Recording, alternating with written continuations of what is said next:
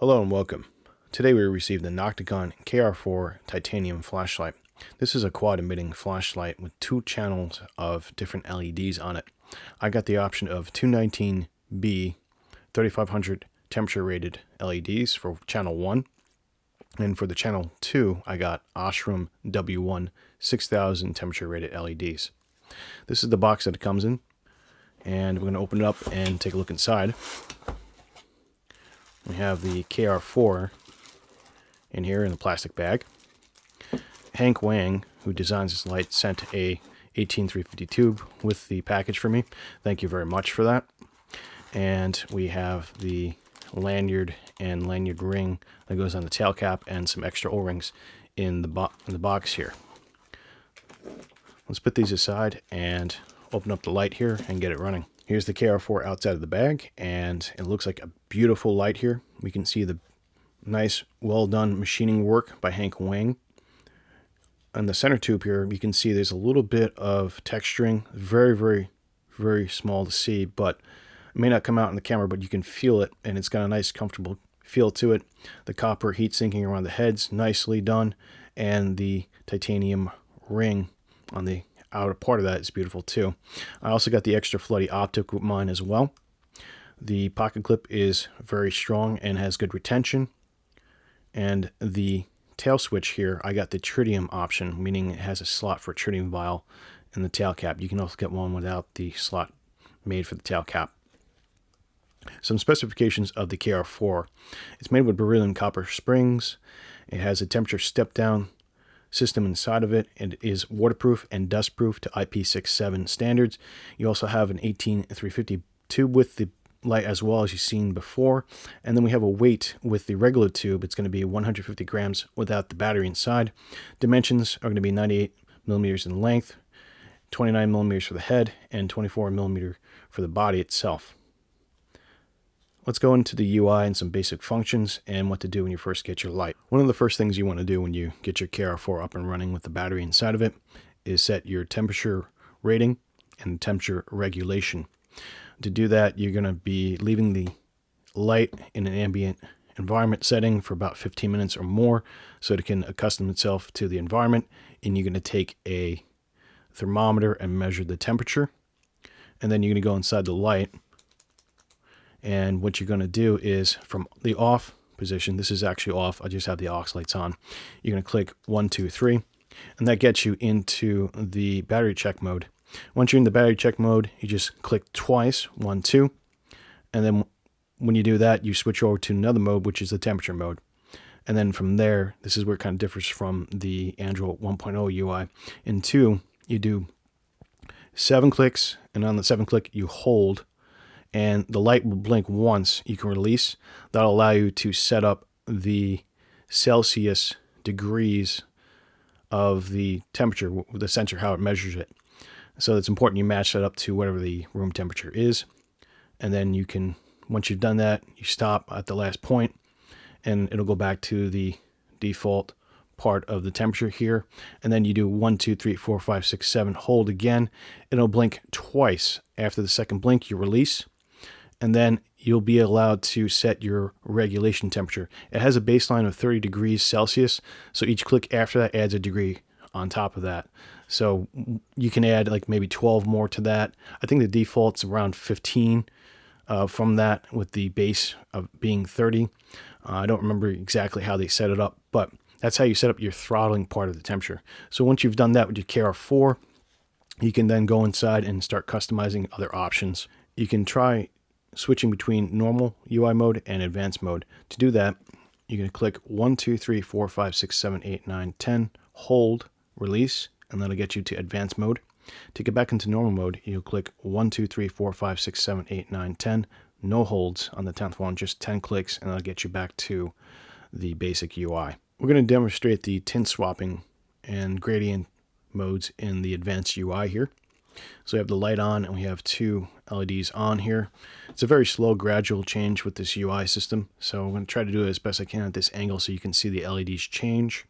It's going to be 1, 2, 3, hold, and it should be ramping up on the Osram one. As you can see, it's changing. Now the niche is off and the Osram is on. If we do that again, 1, 2, 3, hold, and it should be changing again back to the Nietzsche 219C emitters. So that is the gradient change part of the UI.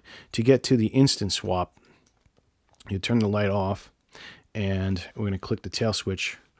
1, 2, 3, 4, 5, 6, 7, 8, 9, hold, and it's going to do that little bleep, push once to flash it, and then it should log it into an instant swap mode. So we turn it on, we have the oshrooms engaged here. I'll do it from this angle so you can see better. And 1, 2, 3, hold, and it swaps instantly. 1, 2, 3, hold, swaps instantly. Or if I can push the button right here, actuate it, 1, 2, 3, hold, or rather 1, 2, 3, and then hold.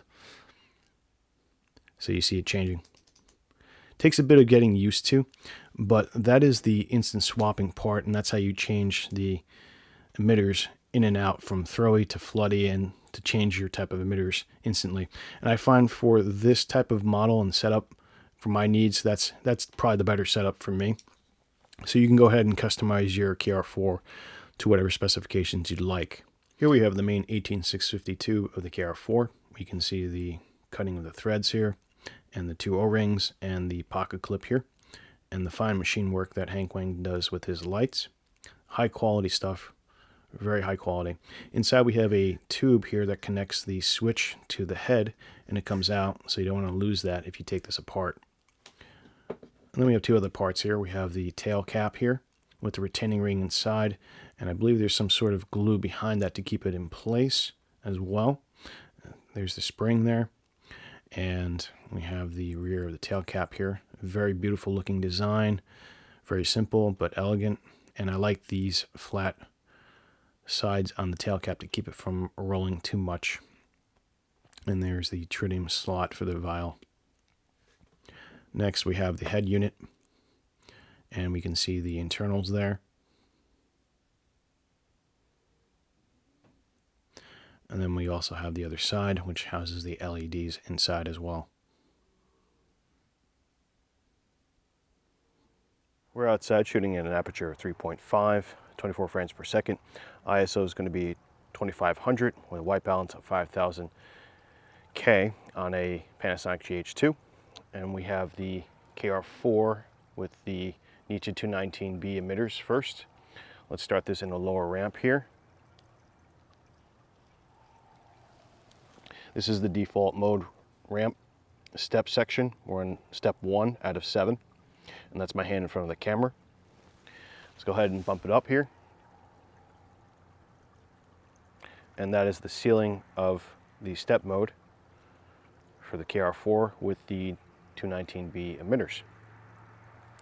It's got a nice color throw, and we can see a lot of detail. I can see about up to 30 feet away with this selection.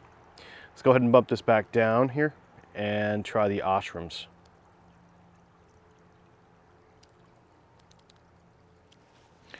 This is the lowest step mode, also with the oshrooms, W1s at 6000 temperature rating. Let's bump this up here. So right away, even on step 3, you can see a good throw and a hot spot there in the camera. And this is the ceiling portion of the W1 oshrooms. You can see that's a really nice throw in this light, and it is heating up quite a lot in my hand here.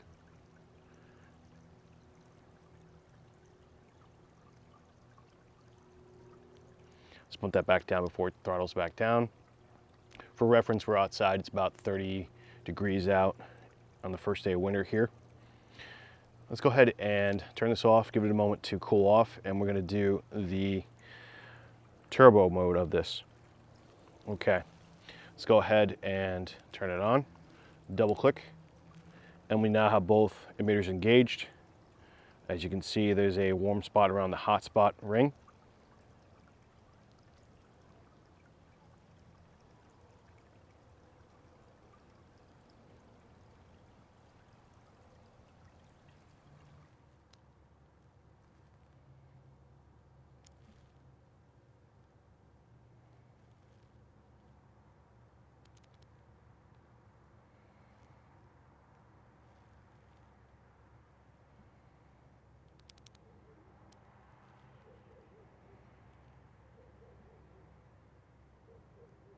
This thing throws very far.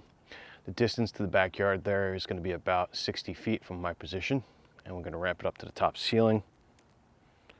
And you can clearly see how well the W1 Oshims throw in the yard here. A very bright light, but it runs very hot very quickly.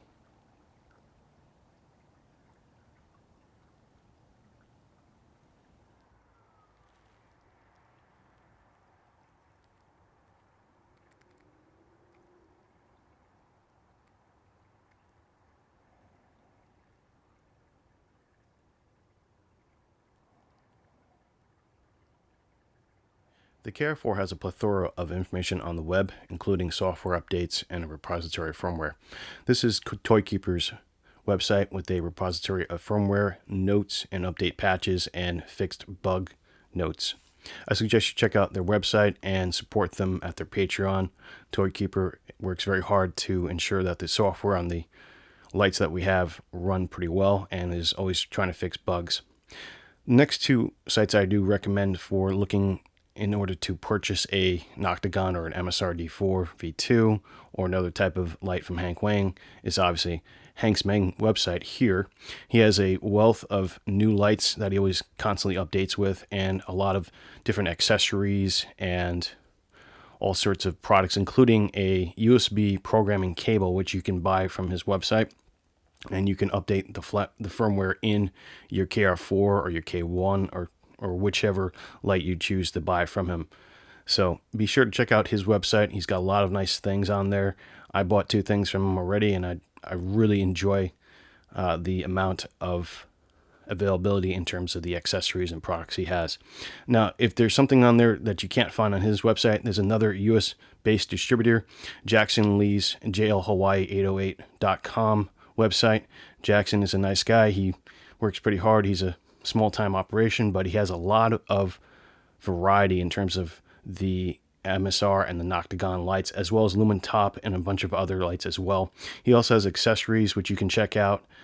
He also has an eBay store, and I recommend visiting those stores and seeing what he has, because most of the time he'll have things that you can't find anywhere else, and he is based in the United States. So if you want to support a U.S. company, I definitely recommend checking out JLHawaii808.